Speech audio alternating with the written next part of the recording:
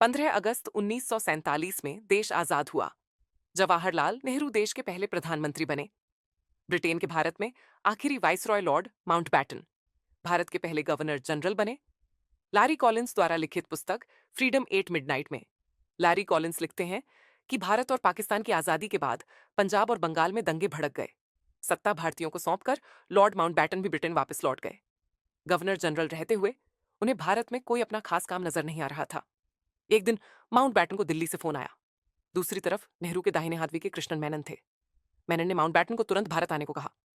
Mountbatten के पूछने पर मेनन ने कहा कि दंगों से भारत के हालात काफी बिगड़ चुके हैं। माउंटबैटन ने तुरंत आने से इनकार किया। तो मेनन ने कहा कि ठीक है, फिर जब दिल्ली ही नहीं बचेगी तो आप भी मत आना। मेनन ने कहा कि पाकिस्तान से आने वाले रेफ्यूजी लगातार दिल्ली में आ रहे हैं और कुछ ही दिनों में दिल्ली अस्त व्यस्त हो जाएगी। माउंटबैटन ने कहा कि वहां जवाहर हैं, पटेल हैं, वो संभाल लेंगे। मेनन ने कहा कि उन्होंने ही आपको आने के लिए बोला है। फिर माउंटबैटन दिल्ली आने के लिए मान गए। लैरी कॉलिंस आगे लिखते हैं कि दिल्ली में माउंटबैटन की स्टडी में उनके सामने नेहरू और पटेल किसी बच्चे की तरह बैठे थे। दोनों दिल्ली की हालत को लेकर काफी चिंतित थे। माउंटबैटन ने कहा कि आपके पास फौज है, पुलिस है, आपको हालात पर काबू पाना चाहिए। नेहरू ने कहा कि हमारी तो सारी उम्र आपके खिलाफ धरने और प्रदर्शन करने में गुजर गई है। हमें प्रशासन का कोई तजुर्बा नहीं है, इसलिए हमें आपकी सहायता चाहिए। लैरी कॉलिंस लिखते हैं कि माउंटबैटन उनकी बात सुनकर स्तब्ध रह गए। फिर उन्होंने नेहरू से कहा कि दंगों को रोकने के लिए इमरजेंसी कमेटी बनानी होगी।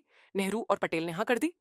माउंटबैटन ने उनको यह भी समझाया कि इमरजेंसी कमेटी का सुझाव नेहरू और पटेल की तरफ से आना चाहिए, वरना यह संदेश जाएगा कि सत्ता अभी भी लॉर्ड माउंटबैटन के हाथों में है। माउंटबैटन को इमरजेंसी कमेटी की कमान मिल गई। लॉर्ड माउंटबैटन 21 जून 1948 तक भारत के गवर्नर जनरल रहे। लैरी कॉलिंस लिखते हैं कि देश के आंतरिक मामले उन्हीं के हाथों में रहे। कमेंट करके बताएं कि भारत को आजादी 15 अगस्त 1947 को या फिर 21 जून 1948 को मिली।